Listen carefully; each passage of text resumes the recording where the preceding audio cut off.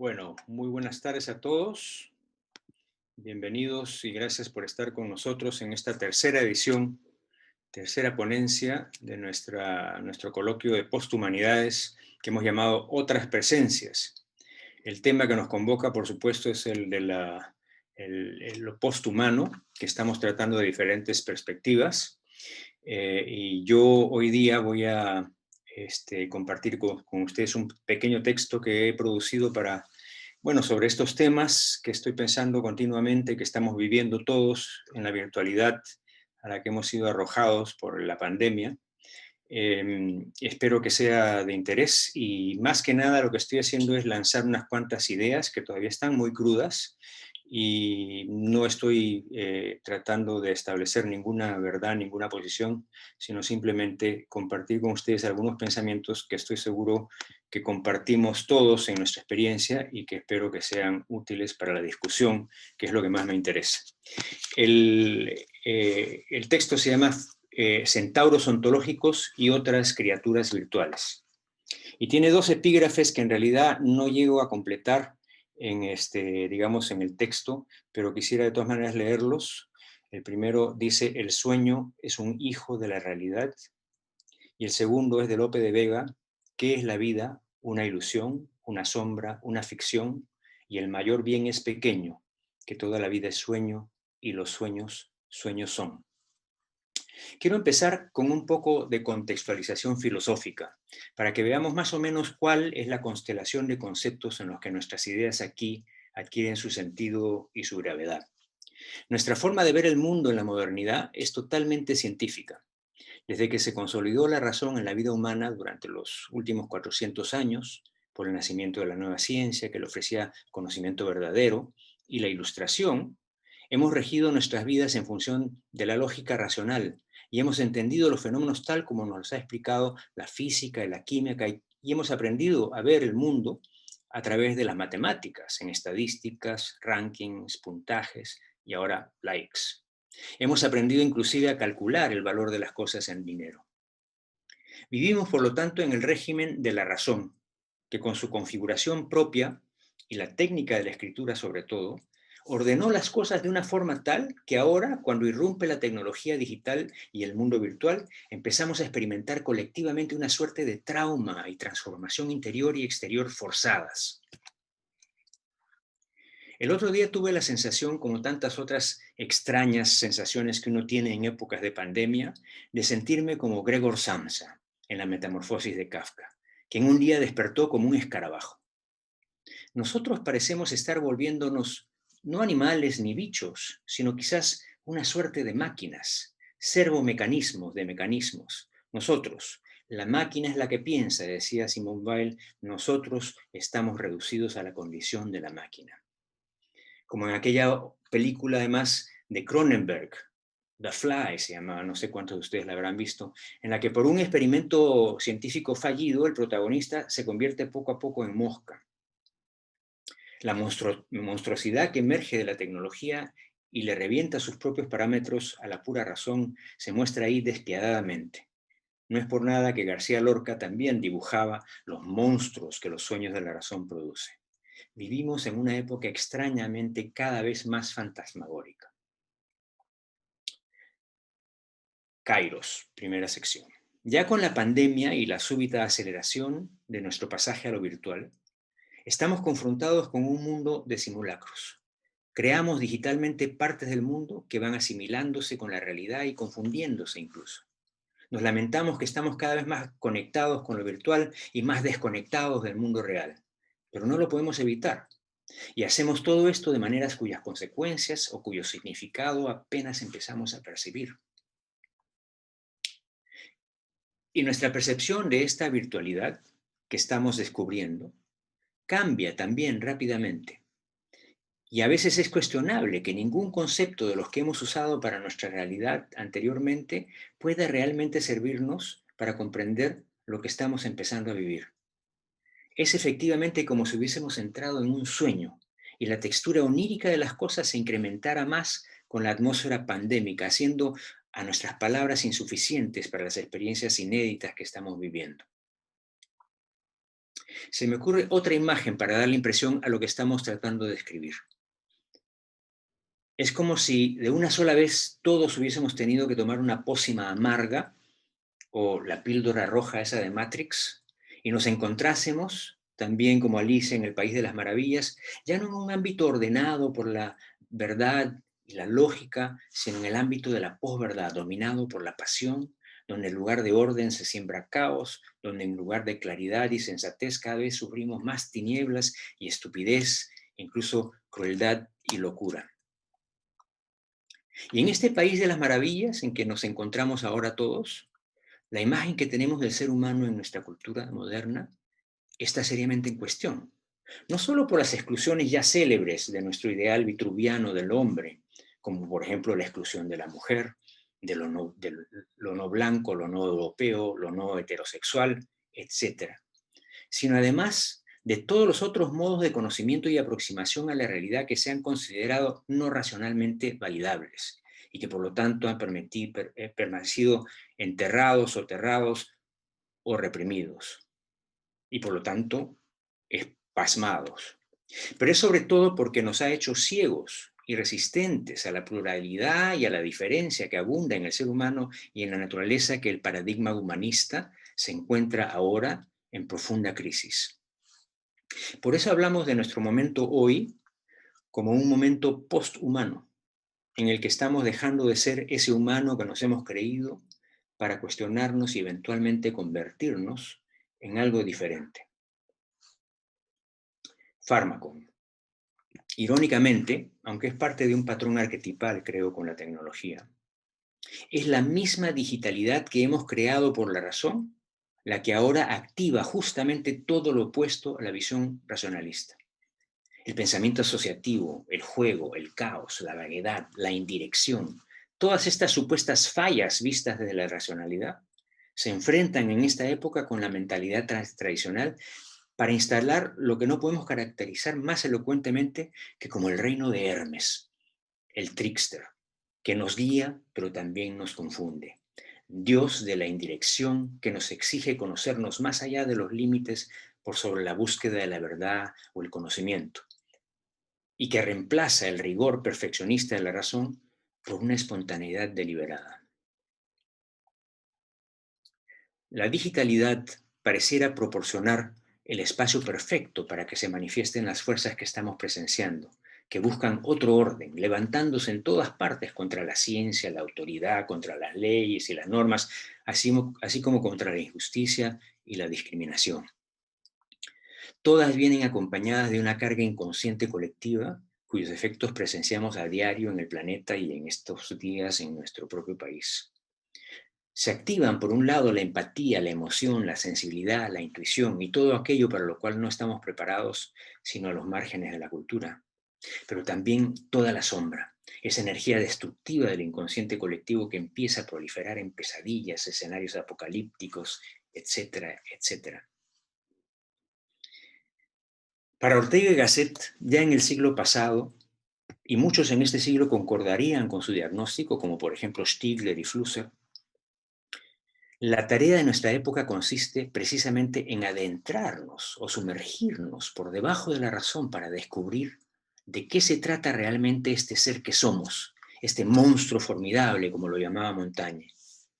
Explorar todo aquello que Ortega se imaginaba como la parte sumergida del iceberg del que la razón es apenas la punta que sobresale y que da imagen a la condición humana.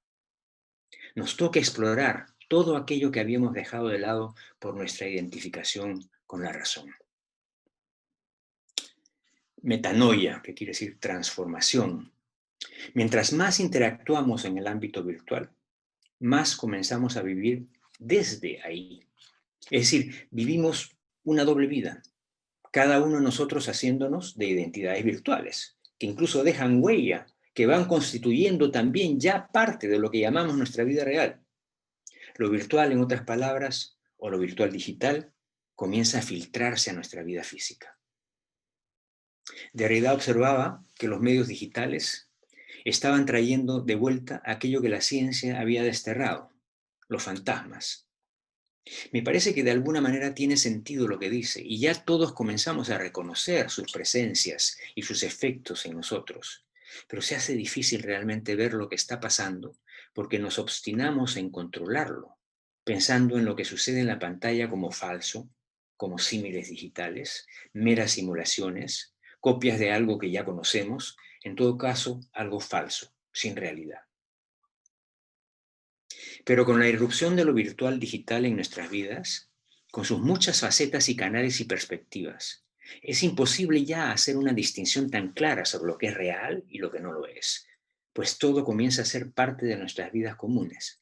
Con lo digital y el mundo virtual, nuestra forma de vida ha adquirido súbitamente una nueva dimensión de existencia, cuyas leyes estamos recién empezando a aprender, aunque la mayor parte del tiempo la resistimos y negamos su importancia y su valor. Sin embargo, la virtualidad ha estado con el ser humano desde que es humano.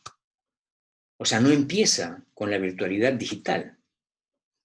El Internet es una última instancia, la más reciente, de lo que es la modulación de lo virtual en el ser humano que logra a través de su tecnología. Es nuestra capacidad tecnológica, nuestra naturaleza técnica que extiende el mundo sensible a conceptos primero, inaugurando así el primer espacio virtual para el ser humano, la mente, del cual surgen luego tantas otras tecnologías que van constituyendo sociedades y culturas. Y así cada nueva tecnología modula lo virtual de manera distinta, modula la potencialidad que la mente le da al ser humano y por lo tanto al mundo en el que habita de manera distinta. Pero sigue siendo lo mismo que se modula con cada una de las tecnologías, cada vez en un ropaje distinto, con potencias y limitaciones distintas, todas las cuales le proporcionan a la virtualidad humana un nuevo espacio de ejercicio y crecimiento. Toda realidad está llena de virtualidad en tanto está cambiando con el tiempo. Es la potencialidad que tienen las cosas que están en el tiempo, en cuanto tiene potencial de ser otra cosa, en cuanto está, en ese sentido, viva. Ya en la última ponencia de Lorena Rojas Parma, habló ella un poco acerca de una concepción digamos, de la ontología de nuestra existencia, en la que comenzamos a concebir todo en un sentido mucho más amplio como vivo, como vital. Esa vitalidad me parece a mí que también se está mostrando, por lo menos en estos casos particulares a los que me estoy refiriendo. Deleuze, hablando de cómo Platón reflexionaba acerca del simulacro, con lo que se refería a las imágenes que quería calificar de falsas y su relación con la verdad, escribe así, Deleuze: a fuerza de preguntar en la dirección del simulacro, Platón descubre en un instante, mientras se inclina sobre su abismo, que el simulacro no es simplemente una copia falsa, sino que pone en duda la noción misma de la copia y del modelo. En otras palabras, el simulacro, sobre todo en este caso las imágenes virtuales, ponen en duda la idea de que es meramente una entidad derivativa, un eco o un reflejo de algo original, porque nos muestra imágenes que son originarias en sí mismas. No hay necesidad de pensar en las imágenes virtuales como artificios solamente. Ellas también pueden ser realidades propias, creaciones que no imitan, sino que espontáneamente expresan algo que abre nuevos espacios de conciencia. Ahora bien, es importante tomar nota que tenemos un prejuicio contra lo virtual. Hemos pensado que lo que pasa en lo virtual es de menor realidad e importancia de lo que pasa en la realidad. Cuando entramos a Internet, cuando los chicos entran a Internet, están perdiendo el tiempo desde la perspectiva que nosotros tenemos habitual. Lo concebimos como una invención, lo digital, pero lo digital es algo mucho más amplio y más fundamental que el mundo virtual. Un espacio donde podemos hacer cosas. Es primero una extensión de nuestra propia naturaleza y por lo tanto comparte con nosotros toda nuestra inteligencia, pero también nuestras cegueras. La virtualidad digital, así como la escritura, modula la virtualidad humana.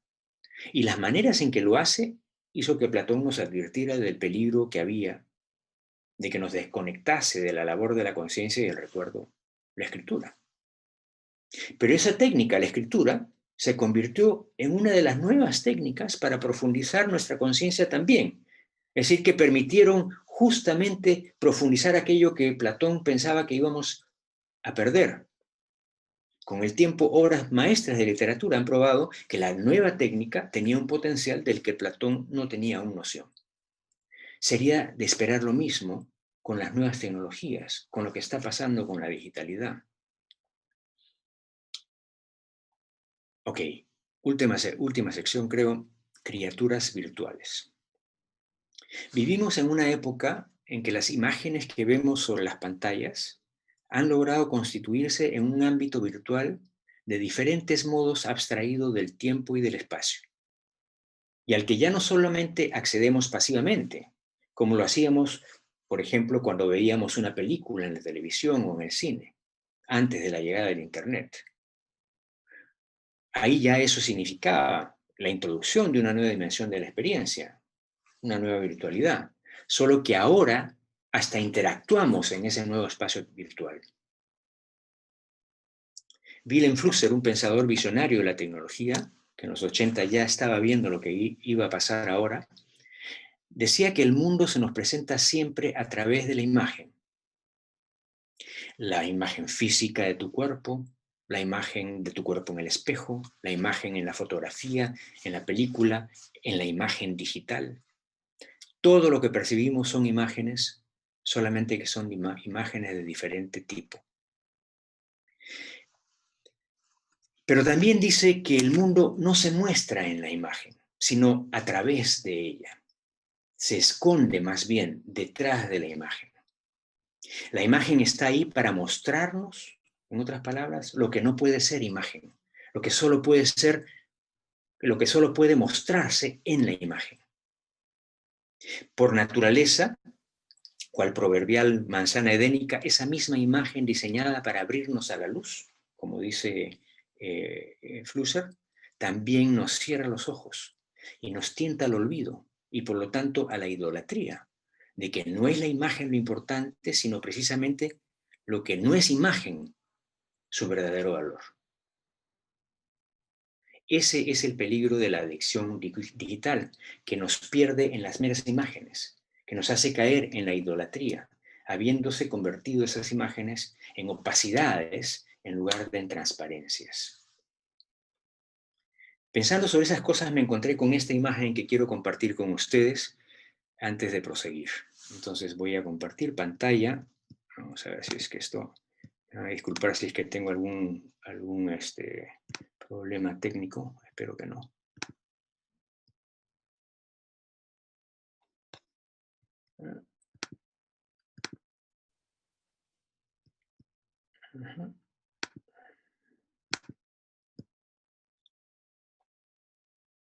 Ok. Esta es la imagen que quisiera compartir con ustedes. ¿La ven? ¿La ven? ¿Alguien la ve? ¿Hay alguien ahí? Yes, sí, sí. Ya, gracias.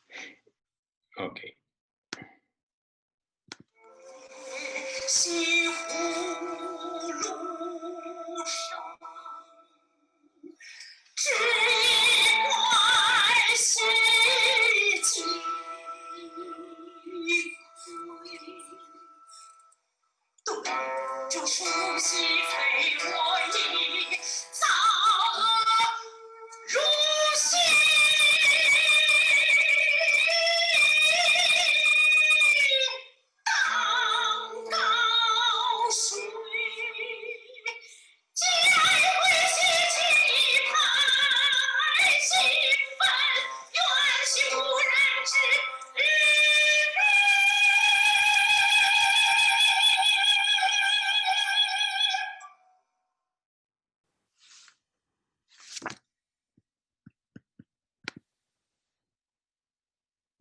Bien, un segundito.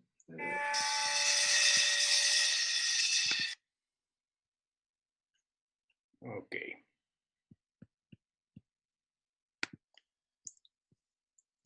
Entonces, continúo.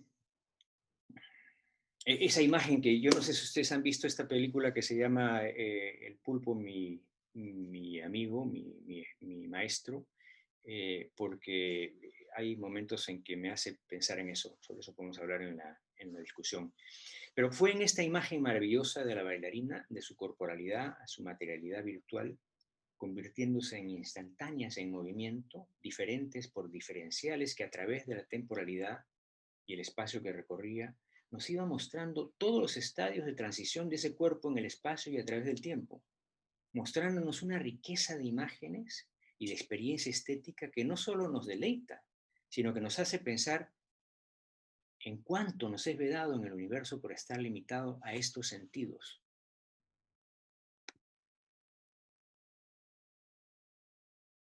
A estos 5 sentidos.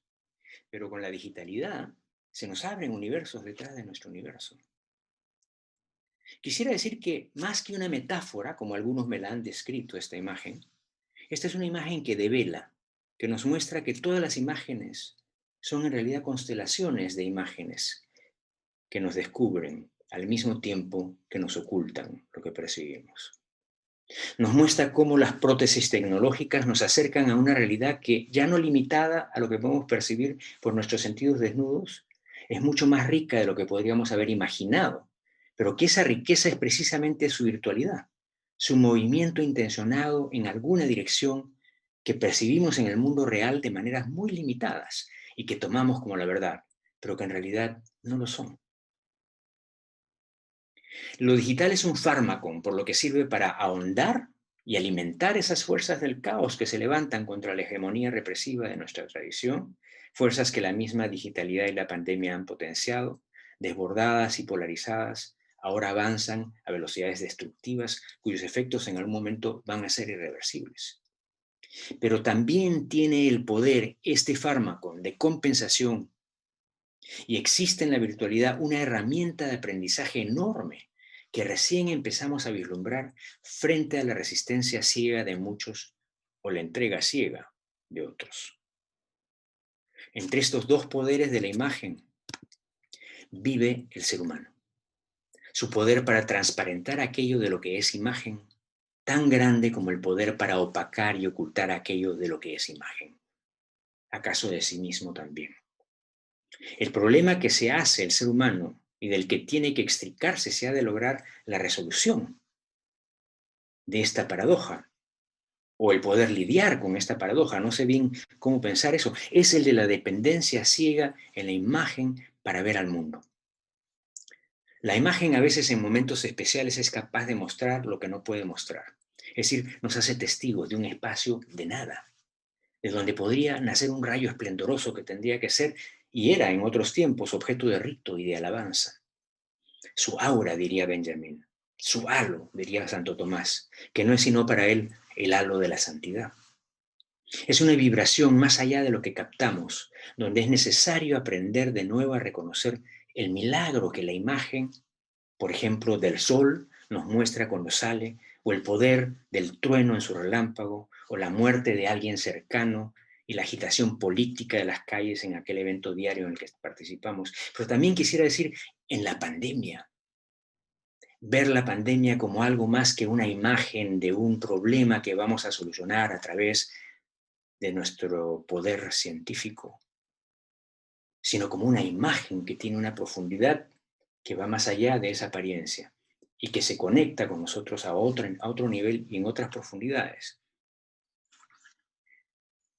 El halo de santidad es una vibración más allá de lo que captamos, donde es necesario aprender de nuevo a reconocer el milagro que la imagen del sol nos muestra cuando sale, o el poder del trueno en su relámpago, o la muerte de alguien cercano y la agitación política de las calles en aquel evento diario en el que participamos. Quizás este es el tiempo listo para revisar nuestras categorías, nuestra concepción de lo que significa el juego y su importancia para nosotros. Bien, eso es todo lo que tengo para ustedes hoy. Espero con ansiedad sus preguntas, comentarios. Pero antes de eso quisiera presentarles a nuestras coorganizadoras, a Lorena Rojas Parma, que viene desde Caracas, de la Universidad Católica Andrés Bello. Lorena. Lorena, ¿estás ahí? Sí, sí, pero no abre. Ya. Sí, sí, Y claro. Francesca Ferrando, que viene de NYU, que también es una de nuestras organizadoras y gran representante del movimiento posthumano. Y Paula, ¿dónde está Paula? Paula Sibilia, que viene de Río de Janeiro, que también nos está organizando con nosotros esto y que va a estar presente con nosotros en la próxima presentación, que será el 11 de diciembre, creo, ¿verdad? Sí. Bueno, Sí. entonces nada, mientras esperamos que hayan comentarios en el chat, podemos comenzar a conversar. Sí.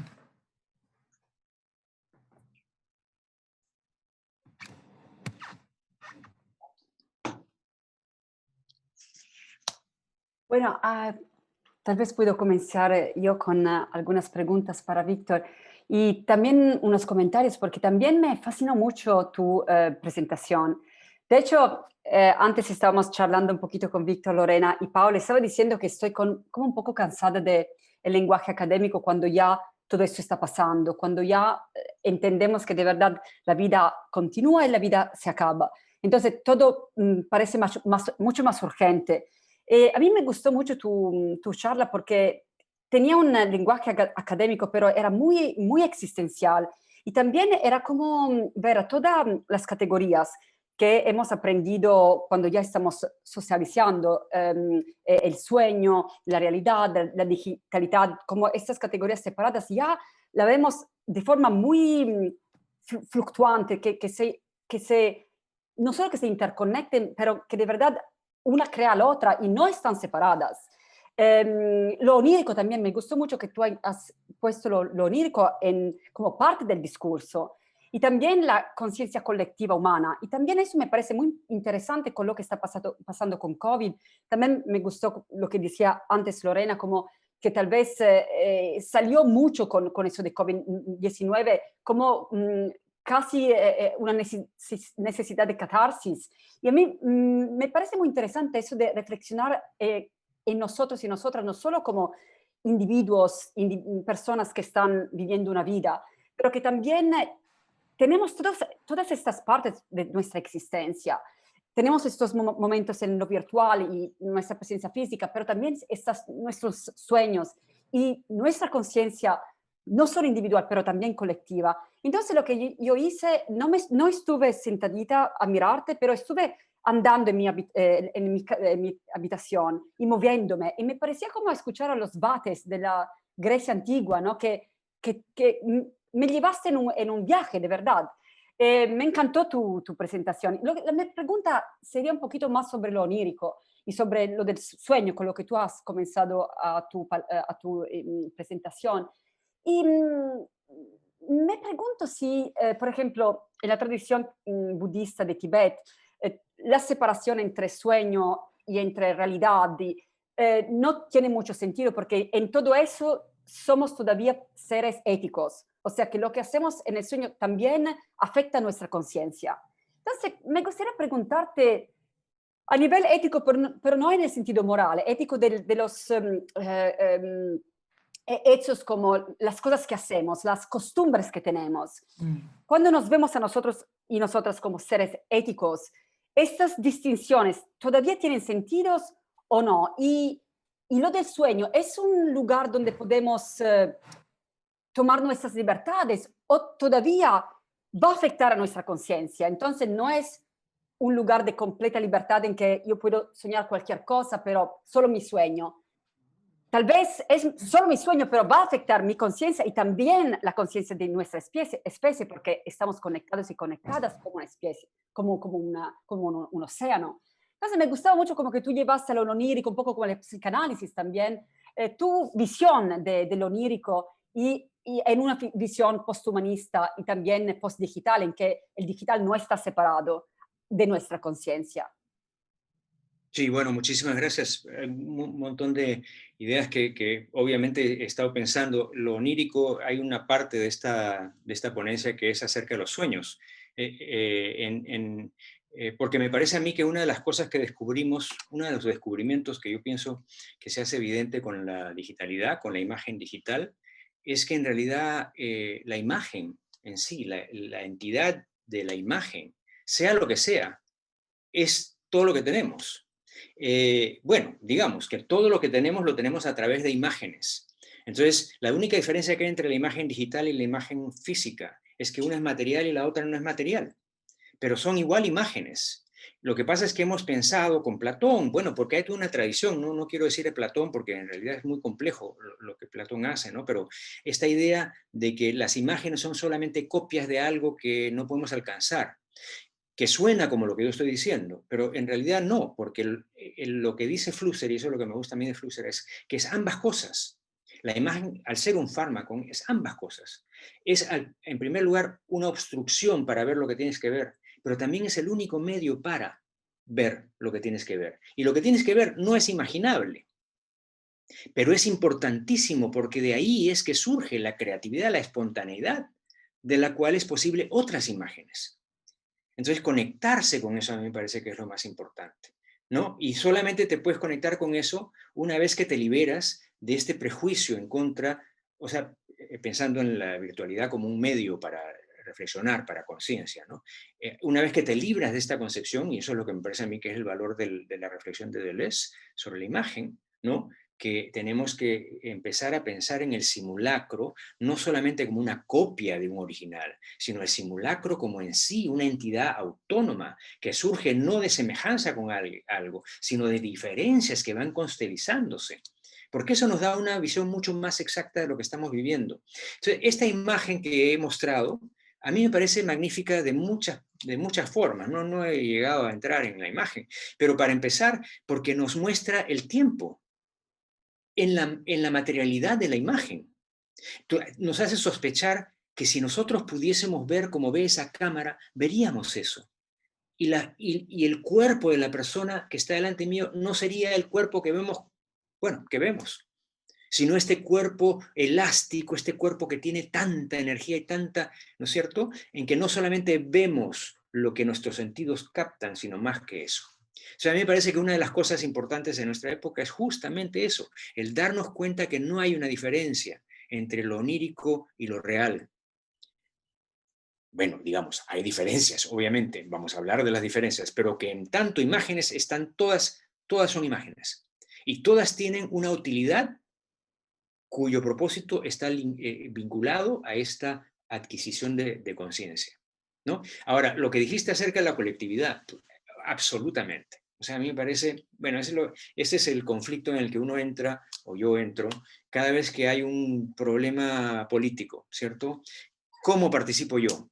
¿Por qué no salgo a marchar? ¿No? Salgo a marchar a veces, pero no salgo siempre a marchar. ¿Por qué no salgo a marchar? Bueno, porque hay formas de ser parte de esa comunidad en la que no todos tienen que hacer lo mismo, cada uno hace una cosa distinta. Y no se trata de probarle al otro que estoy ahí, no, de hacer lo que sea necesario para que eso cambie, lo que yo veo que puedo hacer para que cambie. Entonces, te das cuenta que tenemos que empezar a pensar ya no como individuos, sino como parte de una especie que está además en peligro de extinción por la acción de la misma especie, o sea, la estupidez más grande, ¿no? Entonces, ¿cómo podemos hacer eso? A mí me parece que una forma es comenzar a pensar, gracias a la digitalidad que nos abre este nuevo ámbito, en nuestra realidad en función de lo que estamos aprendiendo ahí, ¿no? Eso a mí me parece que es una reflexión que puede ser valiosa. No entendí bien tu pregunta acerca de lo ético. Obviamente no lo moral, pero ¿a qué te referías con lo ético? Me refería Al sentido que cuando yo era más chiquita decía, el movimiento y las filosofías anarquistas me dieron mucha inspiración cuando en mi juventud. Y en ese sentido, un espacio de libertad total yo lo vi en el sueño. O sea, me decía, el sueño es un espacio de libertad total en el que yo puedo hacer cualquier cosa porque no estoy haciendo daño a ninguno o ninguna, y es mi palestra de libertad. Pero ahora que soy más grande y también he pensado en otras formas, de verdad la visión budista tibetana del sueño ha resonado mucho conmigo. O sea, la idea que lo que tú haces en el sueño no es solo algo que tú haces en el sueño, es algo que de verdad va a afectar a tu conciencia tanto cuanto algo que tú haces en la realidad. Y eso es cierto, porque yo todavía recuerdo sueños que tenía cuando era chiquita. O sea, los sueños de verdad tienen un impacto en nuestra conciencia. Y entonces, ¿tiene algún sentido la idea que tenemos que ser conscientes en nuestros sueños, de nuestros sueños? ¿O es un espacio de total libertad? Que también lo entiendo, pero era una pregunta que como que tú llevaste a lo onírico y como que nuestro onírico también hace parte de la conciencia colectiva. ¿Tengo alguna responsabilidad sobre mis sueños? Sí, ahora sí te entiendo. Eso es una pregunta excelente, claro, porque, claro, esa es la primera pregunta, ¿no es cierto? O sea, si es que tú lo que tienes que hacer es seguir tu naturaleza, esas imágenes que se te presentan, ¿no? ¿Qué pasa si esas imágenes son, ¿no? Digamos, censurables de alguna manera, incluso por uno mismo? A mí me parece que por eso es que Ortega y Gasset para mí es tan importante en lo que dice. Nuestra época es una época de descubrir esas profundidades, y eso quiere decir que vamos a meternos en un sitio que no conocemos, y nos vamos a equivocar miles de veces. No es como el anillo de Giges, ¿no es cierto? Que tú tienes la invisibilidad. ¿Qué haces con la invisibilidad? Bueno, lo primero que vas a hacer es destrozos, porque claro, te libraste de una limitación, pero entonces tienes que descubrir cuáles son las otras limitaciones para poder hacer las cosas bien. Entonces ahí ya es como un aprendizaje que no depende de una sociedad, sino más bien de aquello que produce tus sueños, que es una espontaneidad propia. O sea, tú descubres en tus sueños algo que no descubres en las imágenes que vienen de afuera para ti. Lo descubres en la forma como tú interpretas el mundo, lo que ves. O sea que, claro, a mí me parece que el entrenamiento es un entrenamiento que tiene que ver con aprender a orientarnos en este nuevo medio en el que ya no es la razón lo que nos guía, ni los valores de la razón lo que importa, sino otra cosa completamente. Ese es como aventarse al vacío, ¿no es cierto? O sea, que es lo único que nos queda verdaderamente. Porque todo lo demás, mira dónde nos ha llevado. Gracias, Víctor. No, a ti. Buenas preguntas, me encantaron. Víctor, bellísima tu disertación, como siempre. Me hiciste recordar algunas cosas, algunas de tus clases de hace unos cuantos años. Cuando... Es como que estoy diciendo lo mismo hace muchos años, ¿no? No, me hiciste recordar cuando pusiste en jaque para muchos, yo incluida, la experiencia de la caverna del mito, cuando nos decías, recuerdo que nos decías, recréame, me decías, el mito de la caverna, y yo con mucha ligereza pasaba rápido por lo que veían las imágenes al fondo. Y recuerdo todas las veces que me detuviste y me decías, ¿qué está pasando aquí? ¿Qué pasa con esta imagen? Nárrame lo que está pasando aquí. Aquello fue una especie de colapso para mí y para todos espiritual al detenernos con sensibilidad, empatía en lo que estaba pasando allí y en lo que significaba la imagen. Tú decías, eso que hace Platón es muy difícil porque ahí hay una riqueza y algo que con lo que aprenden a lidiar amorosamente los que están bajo al fondo de la caverna, ¿no? Ahora, todo esto conectado con lo que tan bellamente acaba de decir Francesca con relación a los sueños como parte de la vida y que afectan y resueno totalmente con ello, como los sueños de hace muchos años y los de ahorita resuenan en la vida consciente, digamos, ¿no?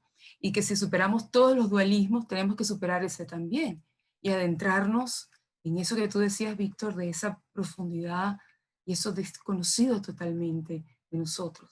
A veces yo sospecho que llevamos allí una vida como paralela, que está buscando cómo encontrarse con esta, ¿no? Ahora, yo pregunto, Víctor, no sé, ¿por qué la resistencia? ¿Por qué hay tantas personas que todavía vacían de realidad esta experiencia ubicua, mágica, increíble que estamos viviendo con la digitalidad y con el uso de Zoom, que como tú decías al inicio, forma parte de la vida de todos ya, ¿no? ¿Por qué la resistencia? ¿Por qué hay todavía, a qué crees tú que responda que esto es falso, que esto no tiene realidad, esa resistencia? ¿Por qué, a qué crees tú que responda la resistencia a la imagen en lugar de develar, es falsa, sin ninguna, no sé, sin ninguna elaboración? A qué crees tú que se debe esa resistencia? Incluso cuando hablábamos en la discusión pasada, cuando hoy, y Francesca lo ha hecho, bueno, ha sido pionera en eso, en hacer una revisión ontológica de todo, que nos permite una relación vital con el robot o con el bosque, ¿sí? Horizontal, sin jerarquías, una ontología horizontal. ¿Por qué, sin embargo, recibimos tanta resistencia? O sea, ¿a qué crees tú que todo eso, o sea, es una pregunta del corazón, qué crees tú que pueda responder, no lo sé, o que podamos explorar como lugar de resistencia de las almas a todas estas experiencias que se abren y piden por nuestra reflexión y nuestra vida? Bueno, la pregunta que haces tiene varias aristas, ¿no? O sea, porque puede, o sea, puede leerse como la pregunta como ¿por qué la resistencia a lo virtual? Ujú, claro, entre otras cosas, claro. Eh, También puede leerse como ¿por qué la resistencia a la imagen? Ujú, ¿No? Y ahí bueno, yo pienso, por supuesto, en mi querido Pigmalión, ¿no es cierto? Y la resistencia a la imagen que se le presenta ok. con el tobillo desnudo de la diosa, que lo hace huir. Entonces pienso también en los turistas japoneses, cuando japoneses, ese es un estereotipo, ¿no? Que lo inició Susan Sontag, ¿no? Que decía que cuando los turistas japoneses en los años 80, ¿no? Iban, eran los que tenían cámaras todos, entonces todos tomaban fotos, eran lo que decían. Ahora lo hacemos todos con el celular, o sea que El simplemente celular. se adelantaron a lo que pasa ahora. ¿Qué cosa es lo que hace que nosotros interpongamos entre la imagen natural que está frente a nosotros, un celular que toma una imagen? Bueno, más irónico cuando la gente va a un concierto y solamente ve el concierto a través de la cámara. ¿Para qué fue Sí, al bueno. concierto? Porque no se quedó en su casa. No, no hubiese tenido que agarrar la cámara todo el tiempo. ¿No? Este, ¿Por qué? Porque es que a mí me parece, bueno, es que hay muchas razones. Primero porque vivimos en una cultura escribal, ¿no? O hasta ahora ha sido Ok. escribal. Recién está entrando la imagen con la fuerza que está entrando. Entonces, son dos modos de pensamiento distintos los que requieren la imagen y la escritura, ¿no? Una es una forma de pensamiento lógica, secuencial, Claro. racional, ¿no? Argumentativa, silogística, todo lo que tú quieras que tiene que ver con esa forma de ver y captar el mundo, que es lo que he estado criticando como parte, digamos, de Mm, predominante del humanismo, ¿no? Y entonces la imagen más bien involucra los sentimientos, involucra la reacción corporal, ¿no? La exacto. estética, más que la inteligencia. Y entonces, en ese sentido, en una cultura en la que eso está subdesarrollado, pues digamos, algo que nos causa temor, ¿no? Que se convierte en una especie de desafío. Y Mm, por eso mismo, otra vez, vuelvo a la intuición de que la comparten. Además, estos nuevos filósofos de esta época que Ortega y Gasset decía, que claro, que ya comenzamos a darnos cuenta de la importancia de lo sensible, de la corporalidad, ¿no es ujú, cierto? Empieza Merleau-Ponty a trabajar la exacto. corporalidad. Comenzamos a darnos cuenta de la temporalidad de la existencia, del hecho que los conceptos que el mundo no son conceptos, el mundo es, bueno, toda la filosofía del lenguaje ordinario, todo lo que ha pasado en los últimos 50 años está dirigido a la recuperación, ¿no es cierto?, de la imagen en el pensamiento. O sea, uno podría verlo de esa manera. Entonces, lo que tú estás preguntando es, Mm, ¿por qué hay esa resistencia? Porque es una resistencia, a mí me parece, arquetipal entre el pensamiento de ok. imagen y el pensamiento de, Ok. de palabras, de conceptos, ¿no? Y que entre esos dos estamos siempre en lucha, ¿no? Y me parece Sí, gracioso el recuerdo que has tenido. A ver, un momentito, hay un chat aquí. Eh, El host no permite abrir el micrófono. ¿Qué tengo que hacer para abrir el micrófono? No sé. No tengo idea cómo abrir el micrófono. ¿Cómo abro el micrófono? No sabía que estaba cerrado. Bueno, en fin, lo que quería decir es que si me dan indicaciones de cómo abrirlo, lo abro. Y si no se pueden comunicar por el chat, que yo creo que podemos estar chequeándolo, ¿no? Yo lo chequeo de vez en cuando. Lo otro que dijiste acerca de Platón, y Platón, yo aprendí algo también en esa clase, como todas las buenas clases. Yo aprendí de ustedes que Platón en realidad escribe guiones. Así es, O totalmente. sea, es que no ha abandonado la oralidad, está en realidad utilizando la escritura para transmitir oralmente. O sea, por eso que es tan importante toda la situación dramática, que mucha gente pierde, ¿no? Porque no está pensando en la imagen como algo importante. No, se van directo al argumento. Claro, por supuesto, como Platón supuestamente tiene el prejuicio contra la imagen, ¿no? Y sin embargo está usando mitos y está usando... Bueno, en fin, tú eres experta de eso. Yo aprendí de ti eso, sí. Sí, eso fue, quisiera decir que fue un encuentro corporal de todos al conectarnos en todas esas sesiones con la emocionalidad y todo lo que Platón descubre de la imagen cuando la critica o cuando la quiere superar, todo lo que descubre. Y bueno, todos estamos aún leyendo los diálogos desde esa mirada y desde esa luz, Sí. sin duda. Hay una pregunta aquí en el chat de Kevin Leiser. Dice lo siguiente: partiendo de la provocación de Francesca Ferrando al mencionar el sueño y el aspecto psicoanalítico, el objeto que vemos, el objeto llamado real, está siempre contaminado con nuestras fantasías, el objeto deseado, un objeto fantaseado. En ese sentido, nuestra experiencia con lo real es siempre una experiencia híbrida, exactamente. Y a mí me parece que ese es el descubrimiento, ¿no? O sea, que todo es un sueño quiere decir que todo está involucrado con nuestra subjetividad. Y que Exacto. aprender a reconocer el sueño, lo onírico de la imagen de nuestra vida cotidiana, es reconocer justamente la integración que hay siempre entre lo subjetivo y lo objetivo de nuestro conocimiento y nuestra interacción. O sea, que de lo que se trata es de depurar las proyecciones, de poder conectarnos con el otro en función de lo que el otro es y no de aquello que nosotros le colocamos encima.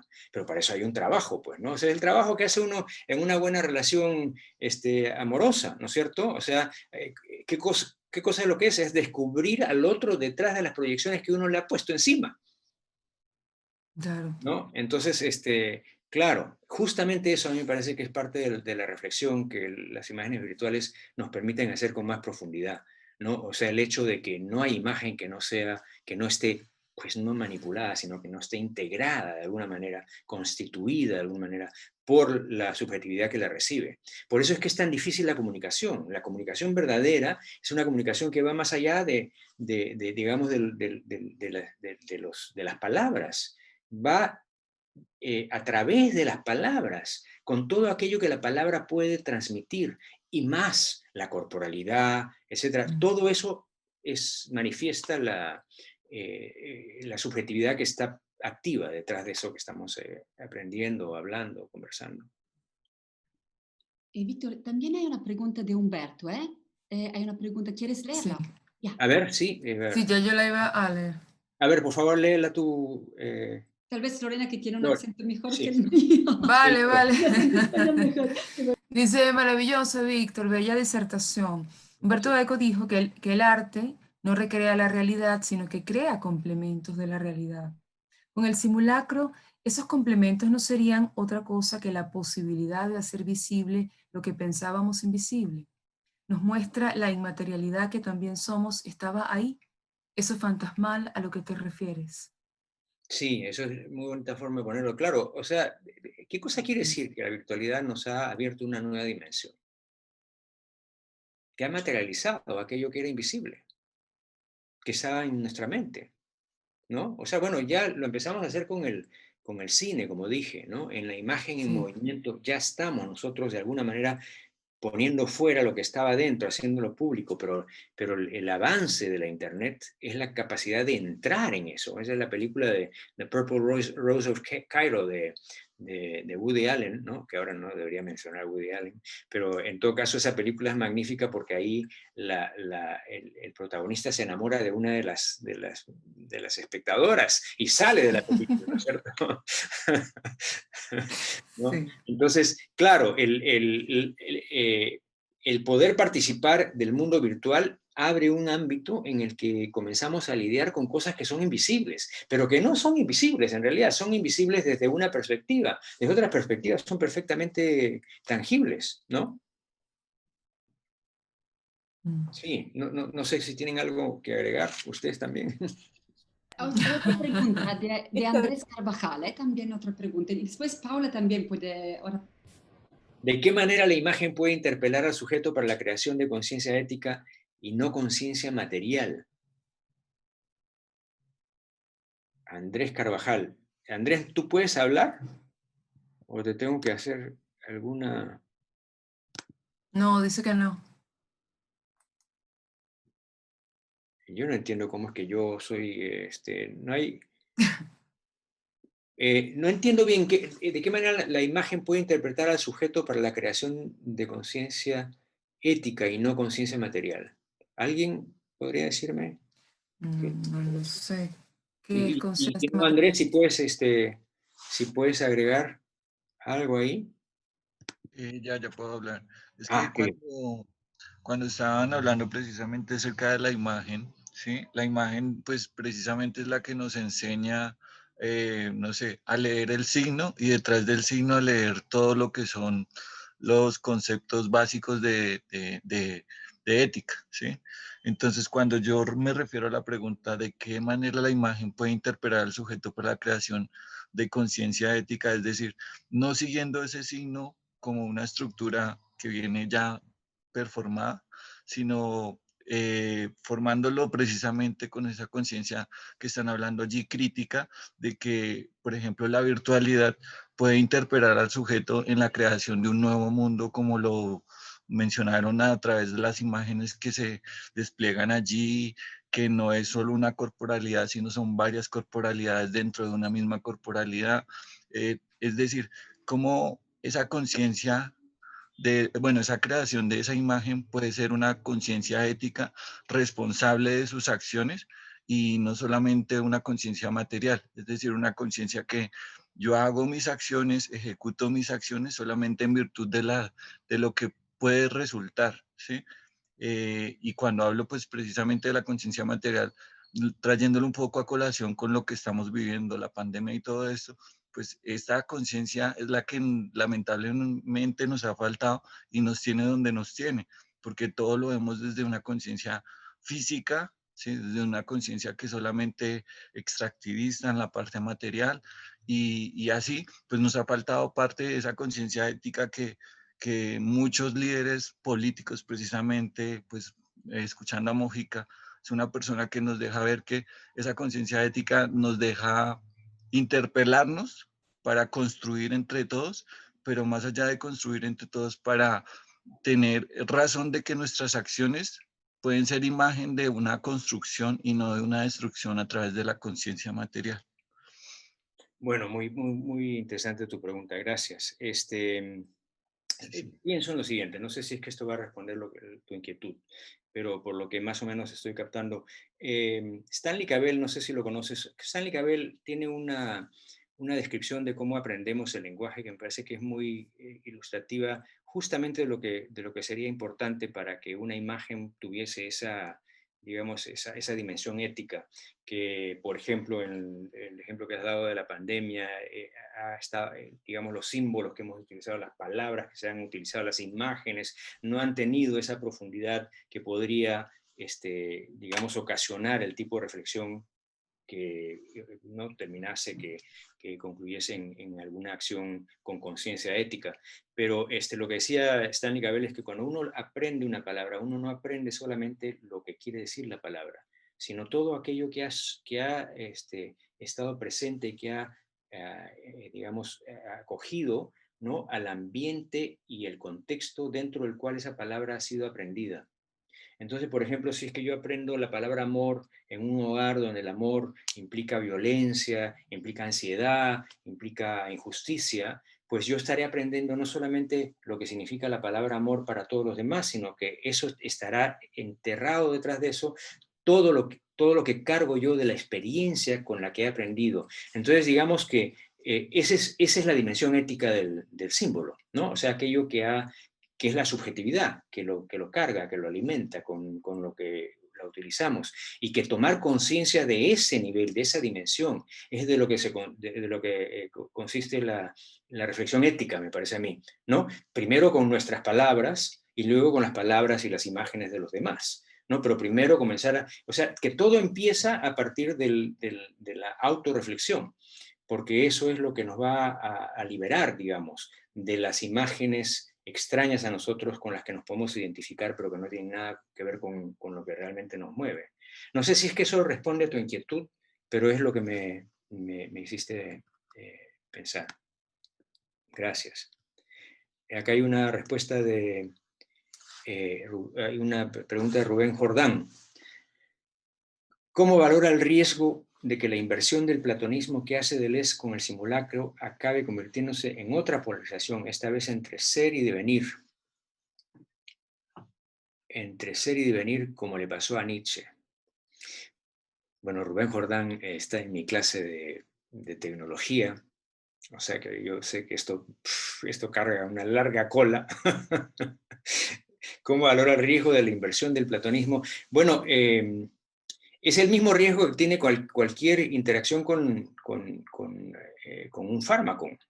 O sea, digamos que de lo que está lo interesante de Deleuze es que está mostrándonos que la inversión de Platón no es algo ajeno a Platón, es simplemente el reverso de Platón. O sea que no abandonamos a Platón, más bien no creamos una nueva dicotomía, sino más bien reconocemos detrás de la dicotomía una unidad. No, esa es la forma como yo lo entiendo. No sé si es que eso está respondiendo a lo que tú estás diciendo. No entiendo bien esto. Acaba de convertirse en otra, esta vez entre ser y devenir, como le pasó a Nietzsche. Sí, no sé si es que quieres elaborar, tal vez.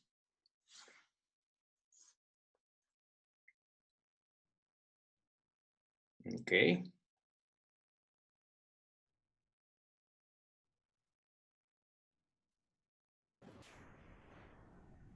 Víctor, ¿puedo hacer una Sí, pregunta?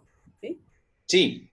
Bueno, también te agradezco mucho tus palabras, muy bonito lo que presentaste y que reverbera, ¿no? O sea, hay muchas posibilidades de comentarlo o de cuestionar algunas cosas. Yo quisiera detenerme un poquito en esta reivindicación, una suerte de reivindicación que has hecho de lo virtual digital, ¿no? Como una posibilidad de ampliar nuestra percepción, ¿no? Nuestros sentidos y por lo tanto también nuestro mundo, ¿no? Lo posible, ¿no?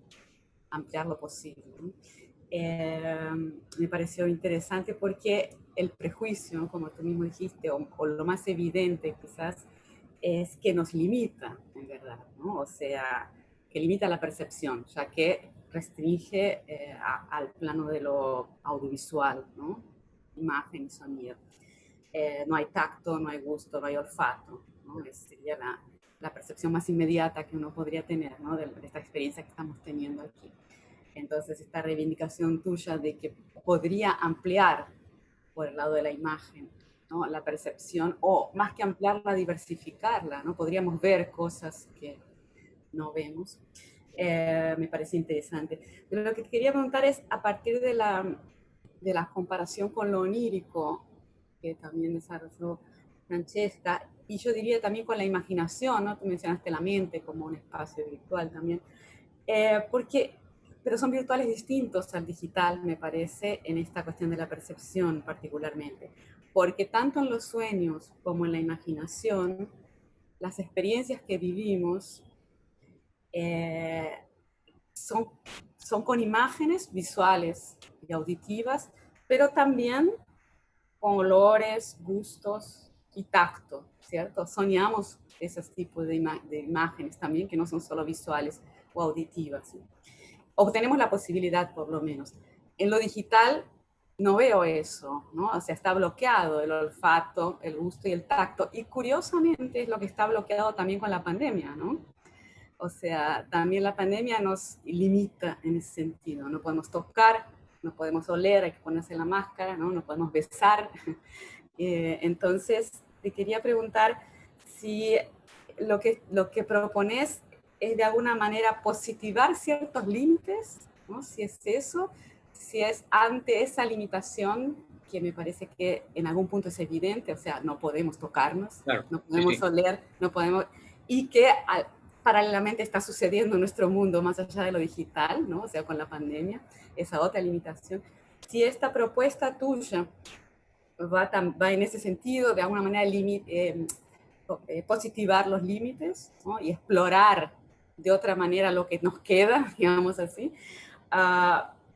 Pero por otro lado, es curioso porque esos tres sentidos que están inhibidos, ¿no? Tacto, gusto y olfato, son los que tradicionalmente nuestra cultura occidental viene inhibiendo, ¿no? O sea, lo visual está hiperdesarrollado, inclusive desde Platón, ¿no? Que está aquí es como uno de los fantasmas prioritarios en prácticamente toda la filosofía occidental y bueno, el mundo mediático, audiovisual, del espectáculo, pareciera que lo visual, que no es la imagen, ¿no? Porque imagen entiendo que puede incluir también lo olfativo, gustativo y el tacto. Pero lo visual y lo auditivo están superdimensionados, ¿no? En nuestra experiencia como seres de esta cultura, ¿no? Entonces me parece curioso eso, como bueno, pero ¿y qué pasa con el tacto, el olfato y el gusto? Bueno, me parece a mí que no, tenemos la tendencia a pensar que es lo uno o lo otro, pero a mí me parece que la digitalidad es imposible sin la corporalidad. O sea, la imagen digital que tú estás viendo ahí mía, no tiene más que una imagen visual y auditiva, ¿cierto? Pero surge, o sea, está manifestando, en cierto sentido, una corporalidad que sí tiene esos aspectos. No es uno o lo otro, sino que esto es digamos, un suplemento a lo que tenemos. Es como que se abre una nueva dimensión. No estoy pensándolo como, obviamente, como un sustituto. No estoy negando que haya esa limitación, obvia. Es obvia esa limitación, es lo que sentimos que perdemos, pero la pregunta es, ¿qué cosa más allá de eso que no hay, dentro de lo que hay, por ejemplo, en la subversión del tiempo y del espacio, la forma como podemos comenzar a comunicarnos de diferentes maneras manipulando el espacio como está modulado en la digitalidad, ¿no?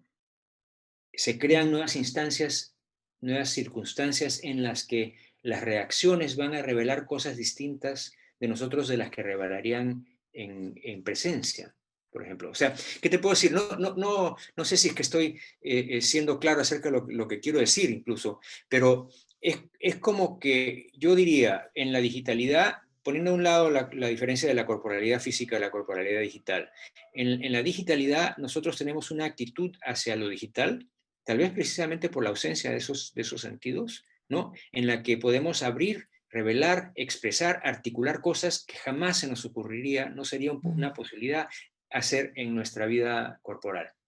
Entonces, que la ausencia de eso que tú sientes como una pérdida, también puede ser el medio a través del cual es posible ciertas cosas que no se pueden hacer en la presencialidad. Entonces, yo no quisiera pensarlo como una cosa, obviamente, si lo miras desde la perspectiva del cuerpo, obviamente que hay muchas pérdidas, ¿no? Pero si lo ves más bien como un complemento, ¿no? No vamos a estar siempre teniendo que escoger entre uno u otro, pero podemos tener ambos. Si tenemos ambos, entonces nuestra vida se ha ampliado de maneras en las que hay posibilidades de experiencia en la virtualidad que no son posibles en la presencialidad. No sé si es que estamos de acuerdo en eso, pero mi experiencia, por ejemplo, con el Twitter, desde el principio, ahora ya es un desastre el Twitter, pero Twitter se ha llenado de lo más oscuro de la psique colectiva. Pero antes cuando recién empezó, que era muy ingenuo, muy inocente, pues el jardín del Edén de la digitalidad, la gente exponía cosas que jamás hubieses escuchado tú a nadie exponer. Y había una discusión que comenzaba a abrir temas que habían sido tabú y se convertían en discursos colectivos. Entonces me parece a mí que eso también podemos encontrarlo en función de la ausencia de la corporalidad, que también abre espacios. Tendríamos que pensar específicamente en qué, ¿no? Pero en general estoy diciendo que tengo fe que eso sería la forma como bueno, se respondería de alguna manera a tu inquietud, no sé. Sí, bueno, el hecho de estar juntos, estando en lugares distintos, ya es, ¿no?, una manera de ampliar Claro. la O sea, posibilidad. mira, solamente el hecho de que este año nos hemos visto 4 veces, que Mucho más que a mi vecino que vive en la otra cuadra. exacto, imposible hacerlo en un año normal, ¿no? Con las justas una vez cada 1 año, 2 años.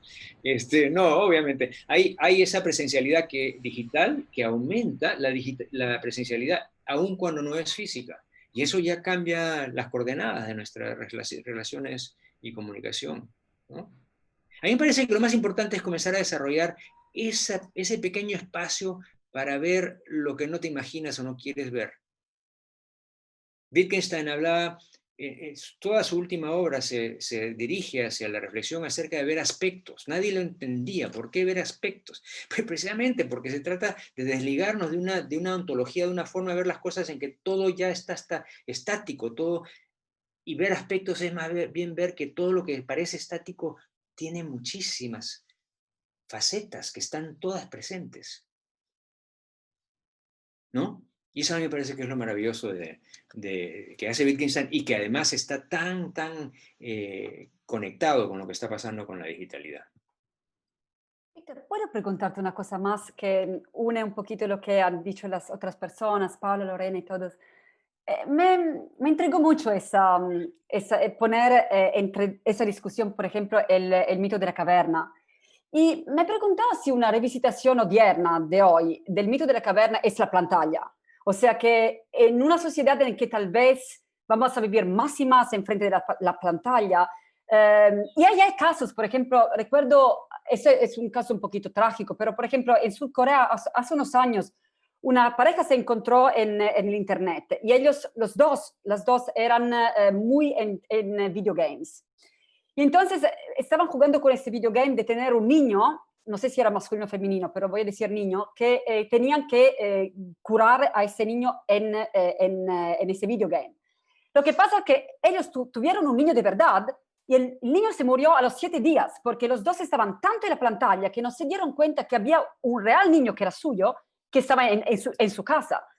Y claro, esa es algo muy extremo, pero me pregunto, y hasta el jueves vamos a hablar del mito de la caverna con mis estudiantes, entonces claro, estaba pensando en ese sentido, si el mito de la caverna actual es la pantalla, si la caverna es la pantalla, y aquí también hay agency, o sea, es también tú vas a elegir también que se quede como una caverna o también ir más allá de la ilusión también. Porque claro, me gusta mucho lo que has dicho, que también es una extensión de posibilidades, pero también puede también ser una reducción. Entonces me gustaría conectar a Paula y Lorena y lo que tú has dicho y preguntarte, ¿es el mito de la caverna actual nuestra pantalla? Bueno, yo les dejo a ellas primero la palabra, porque es una pregunta muy interesante y compleja, porque Sí. lo puede uno ver de muchas formas, ¿no? O sea, digamos que prima facie es obviamente, ¿no?, la imagen estamos viendo, ¿no es cierto?, copias, o sea, sombras de la realidad, pero ya ahí hay pues esta concepción de una división entre dos mundos. En realidad me Exactamente. parece que lo interesante de la virtualidad es que nos muestra que lo virtual y lo actual no son separables, ¿no? Entonces esa ecuación es la que tiene que ser correcta para que sea algo real. Y en el mito de la caverna, desgraciadamente, la dicotomía es necesaria para poder hacer la analogía, ¿no? No sé Sí. qué dirán. Sí, yo estoy totalmente de acuerdo contigo, Víctor, porque, claro, tendría que pensarlo mucho más y contestarlo en otro momento, Francesca, ¿no? Pensarlo. Sin embargo, de entrada diría como Víctor, bueno, claro, La pantalla obviamente sí son como las imágenes al fondo, consecuencia de la luz de la fogata y todo lo que sabemos que ocurre, ¿no? Sin embargo, en el mito, no solamente la dicotomía, o sí la dicotomía, pero el mito, estar al fondo, supone que afuera hay algo verdadero, que afuera está la luz del sol, iluminando lo verdadero, y que esta gente está en el fondo sin saber que está encadenada. Eso es lo que nosotros estamos tratando de repensar ahora, esa dualidad del sol y esta oscuridad presunta donde esta gente está encadenada, es lo que estamos repensando justamente ahora. Yo no sé si esto no forma parte de mi realidad, ¿no? Por supuesto que sí, o sea, no sé si lo puedo negar, por supuesto que forma parte. Y yo me pregunto, bueno, tras esta reunión que tenemos aquí, en un lugar que no sabemos dónde está, que siempre me parece maravilloso decir que es mágico y que todos estamos viviendo la ubicuidad, ¿no? Sueño de los pitagóricos en adelante. ¿Dónde queda la parte de afuera? Si esta es mi caverna, ¿dónde está el sol iluminando la parte de afuera? Yo en este momento tengo una experiencia absolutamente grata, feliz conversando con ustedes y no sé dónde queda el sol en este momento. Entonces, habría que pensarlo. El sol es todo lo que ilumina, ¿no? Habría que pensar si esa dualidad todavía se sostiene.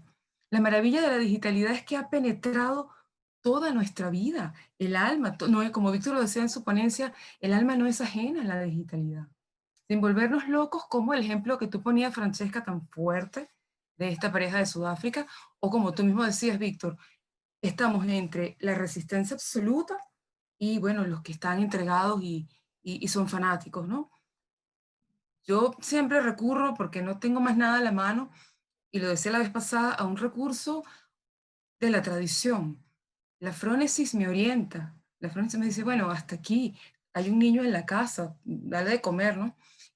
Atiende también al que tienes en tu vida virtual.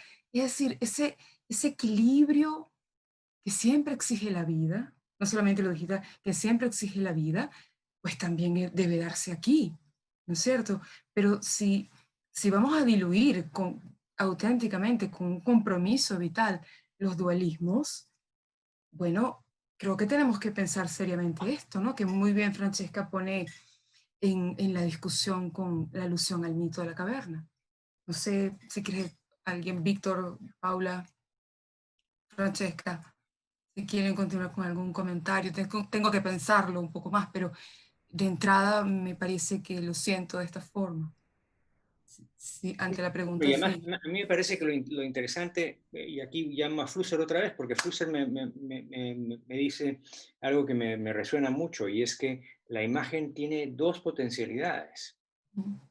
Es un fármaco, te puede brindar acceso a aquello que es pues, la verdad, lo que quieras que sea la verdad siendo algo que no es fijo, ¿no? Algo que está en movimiento, algo que está siempre vital. Y la imagen también te puede cerrar acceso a eso y darte más bien la impresión de que lo que tienes es, que la imagen misma es aquello que la imagen está Okay. de alguna manera transparentando. Entonces, que en esta doble función de la imagen es que se balancea, digamos, esta distinción entre la imagen falsa y la verdadera, pero es la misma imagen. Exacto. No hay una imagen buena y una imagen mala. La imagen buena es aquella que te permite, pero esa misma imagen te puede transparentar, ¿no? Entonces, ¿qué cosa es lo que hace que una te transparente y la otra no? A mí me parece que ahí tiene que ver también con la interacción, la intersubjetividad, ¿no es cierto? El hecho de que la subjetividad entra en la misma imagen, ¿no? Y la imagen tiene algo que le está dando también a la subjetividad. Exacto. Y está sin tu micrófono, sí. Yo diría que Sí. Que también, un poco como lo que ustedes están diciendo, no me identifico mucho con ese mito, ¿no? De que hay algo más real y esto sería algo hipnótico y engañoso. Creo que esto es tan real como lo que está acá afuera, lo que estoy tocando acá, que lo puedo tocar, la mesa, los cuadros. y tampoco le daría jerarquía, ¿no? No solamente que uno es real y otro es mentira, no creo que sea eso, ni que uno es mejor y el otro es peor, tampoco me parece que sea eso. Pero tampoco diría que es lo mismo. Yo diría que es otra dimensión, ¿no? Otra dimensión de lo real, o de la existencia, mejor, real. ya es complicado. Claro, sí. Otra dimensión de mi existencia, con muchísima consistencia, porque de hecho mi agenda, buena parte de mi agenda sucede ahora prácticamente toda, ¿no? Y no solamente de trabajo, sucede en esta dimensión, ya venía sucediendo antes, ¿no? Desde que no tenemos que desconectarnos, tenemos que desconectar el teléfono de toda la familia para conectarnos a internet, como sucedía cuando lo llamábamos ciberespacio, ¿no? Que era una dimensión muy claramente diferenciada de lo cotidiano, ¿no? De lo offline. Ahora estamos todo el tiempo prácticamente, ¿no? En las dos dimensiones. Exacto, sí. Pero yo no diría que es lo mismo, no creo que sea lo mismo. No, yo tampoco pienso que es lo mismo, yo sí pienso que es una nueva dimensión. Eso, es otra dimensión. Es una nueva dimensión, pero está conectada, ¿no? La diferencia no creo que pase por una ser mejor y otra peor, por una ser más intensa y otra menos intensa, por una ser más real y otra menos real. No creo que sea por ahí. Eso es lo que tenemos que entender un poco mejor, cuál es la diferencia, ¿no? Pero me parece que la hay. O sea, yo creo que hay diferencia entre esto que toco acá y que es mi casa y que va a ser cuando apague la computadora y lo que está sucediendo acá con ustedes, ¿no? Acá, tú sabes que he estado viendo Matrix estos días y ya no estoy seguro. No, bueno, Matrix con toda certeza, Matrix es la caverna, hay un real y uno que no es. Y claro. Pero creo que en nuestro caso, por lo menos hasta donde sabemos... A pesar de que es más complicado que eso, porque entra el amor y entra el destino, la cosa se pone complicada en la segunda, ya no es tan fácil, ya no es tan platónica en la segunda como en la primera. No me acuerdo, creo que ni vi la segunda, pero digo, bueno, lo que uno se acuerda más o menos de Matrix. Había algo que era ficticio, digamos, ¿no? Claro. En nuestro caso, por lo menos hasta donde sabemos, ¿no? Las reglas del juego son que esto que está sucediendo entre nosotros es verdad, tanto como mi sofá, ¿no? O sea, eso es hasta donde sabemos es así, ¿no? O sea, es tan real como mi experiencia ahora cuando vaya a lavar los platos aquí en mi cocina. Pero tiene otra consistencia. Eso me parece que es claro también, ¿no? O sea, es de otro orden de experiencia, ¿no?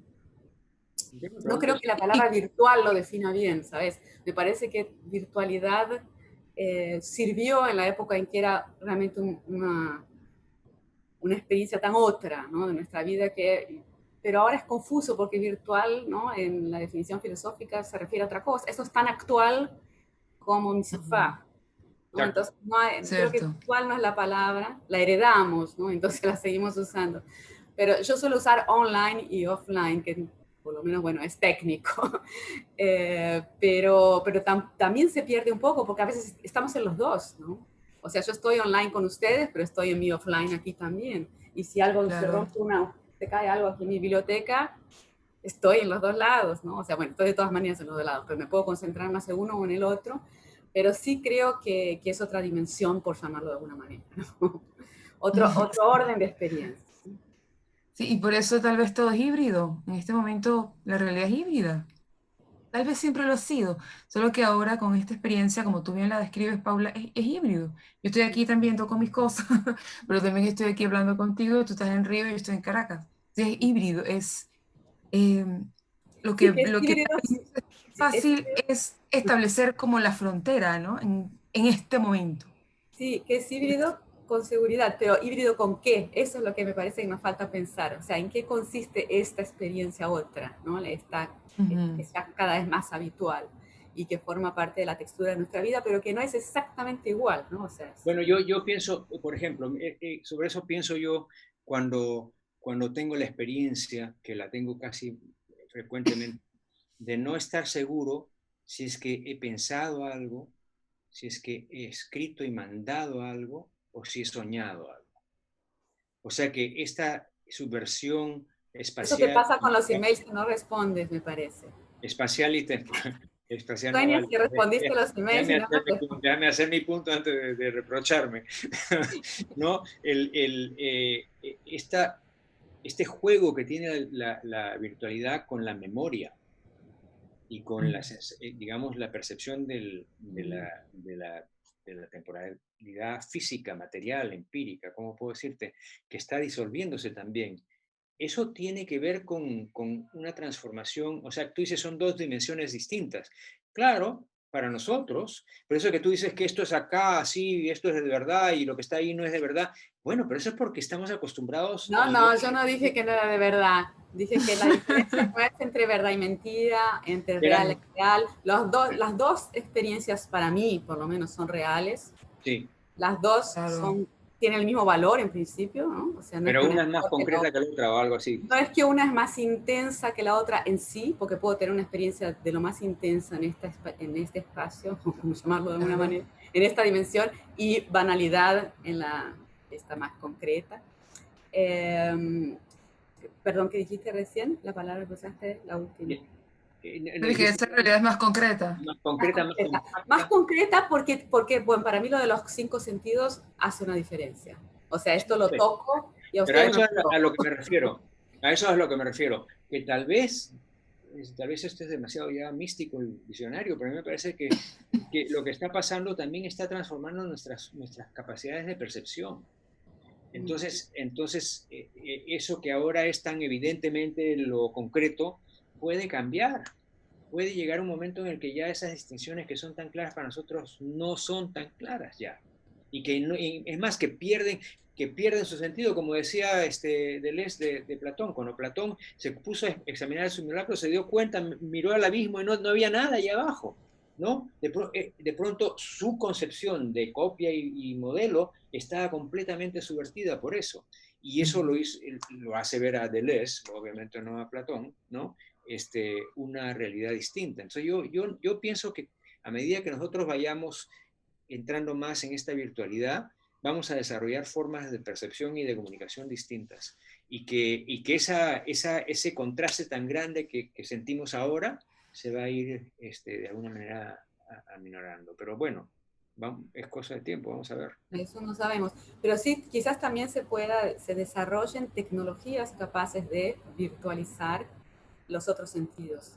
Eso me parece que es algo verosímil, ¿no? Viable. O sea, que se pueda tocar de alguna manera, ¿no? Digitalizar el tacto, digitalizar el olfato y el gusto. Me parece que es algo factible, ¿no? O sea, se podría pensar. Pero después ahí vamos a decir, pero es falso, no es el real. Yo no, creo que no falso, pero sí me parece que seguiría siendo distinto. Sí, distinto, claro. Pero distinto sí, claro. Distinto. Entonces, bueno, ¿y ese distinto qué es, no? O sea, eso es lo que nos cuesta pensar, me parece. Porque no creo que sea ninguna de esas cosas, como dije desde el principio, no es que sea mejor o peor, mentira o verdad, más intenso o menos intenso. Lo de concreto tiene este problema de los 3 sentidos que nos faltan, pero también hay mucha concretud, o sea, estamos diciendo cosas acá y que estas cosas que yo digo pueden hacer mucho más perennes que lo que digo acá con mi vecino en la puerta de casa, porque se viraliza y queda el meme eterno de lo que dije acá. Entonces, concreto es, ¿no? O sea, entonces la diferencia no sabemos muy bien cuál es. Es lo que tenemos que pensar, ¿no? Puedo añadir algo que también era una pregunta para todos y todas, y claro, por Víctor. Yo creo que es muy importante pensar en lo que es la tecnología, ¿no? Y en eso, por ejemplo, yo tengo en mi sentido un obstáculo a pensarla como fármaco, porque el fármaco me da la idea de algo separado. La tecnología a mí me gusta mucho pensarla como técnica, como poiesis, claro, a través de Heidegger, como es algo que se revela, ¿no? Pero se revela no en separación, pero a través de nosotros y de nosotras. Y en ese sentido, para otra vez poner todos y todas juntos, yo creo que lo que estamos hablando ahora es algo muy fenomenológico, o sea, nuestra experiencia ahora de la tecnología es algo que, claro, está cambiando la noción del humano, porque hace 200 años eso no podía pasar, no existía. Eso también es importante estar leal a nuestra época. Y nuestra época nos está dando un mensaje muy claro. La concepción del humano está cambiando. Por eso, por ejemplo, que a mí me gusta mucho el concepto de posthumano, porque de verdad pone eso enfrente de los ojos muy claramente. Pero claro, esa concepción que está cambiando todavía va a cambiar. Y con lo que están diciendo, claro que van a desarrollar muchas otras formas de tecnología. Y claro que lo que se ha desarrollado hasta ahora, que es muy audiovisual, está muy conectado con una percepción occidentocéntrica, muy ligada a los griegos y al concepto del teatro, en que el actor está allá y nosotros estamos mirando. Esta visión ahora que yo tengo, estoy mirando a ustedes, pero como ustedes están diciendo, ustedes no están en toda mi habitación, no me están tocando, yo no lo puedo leer, pero claro que esto podría cambiar. Y, por ejemplo, yo trabajé mucho con gente que trabaja en el cibernético y eso es algo que se desarrolló así por la historia de la filosofía, porque la filosofía no era solo filosofía, la filosofía era ciencia, la tecnología era el pensamiento que iba a dar nacimiento a la tecnología. Y no sé, entonces, en ese sentido, claro que va a haber todas esas tecnologías, ya se están desarrollando al chip, que la gente se está poniendo dentro del cuerpo, o sea, la tecnología, claro que va mudando. Entonces, claro, yo creo que la concepción aquí es la idea de lo que estamos usando, no es un medio. Para mí no es un fármaco, pero eso le quería preguntar, porque también me gusta que ustedes llevaron esta concepción que también usaron a filósofos muy interesantes, Bernard Stiegler, que reposa en paz, él se murió hace unos meses, pero a él le gustaba mucho ese concepto del fármaco. Pero por mí tengo como un obstáculo a utilizarla, porque como la veo como algo que se utiliza, pero no como parte del sujeto, Bueno, o de la persona. Yo tengo contigo la misma convicción de que la tecnología no puede concebirse como algo externo al ser humano. Es el ser humano. El ser humano es tecnológico. Exacto. Las funciones tecnológicas son del ser humano. Por eso dije en algún momento en el texto que leí que la tecnología tiene todas nuestra inteligencia, pero también todas nuestras oscuridades. Y que el problema, yo creo que uno de los grandes problemas en nuestra relación con la tecnología es que lo vemos como algo externo en vez de verlo como algo interno. Es el mismo problema que tenemos con la política, que vemos a los políticos como algo externo cuando en realidad son parte de una psique colectiva de la que somos nosotros parte. Y si no vemos de esa manera lo que está pasando, entonces no tenemos nunca una idea de comprender qué cosa es lo que se tiene que hacer para cambiar. Me acuerdo cuando estaba en Venezuela, alguien, no me acuerdo quién, escribió un artículo que me quedó grabado porque dijo, esto no va a cambiar, Venezuela no va a cambiar hasta que todos reconozcamos que tenemos a un Chávez adentro. Y claro, eso fue horroroso, ¿cómo te van a decir que Chávez está dentro tuyo? Pero en realidad el monstruo es parte de...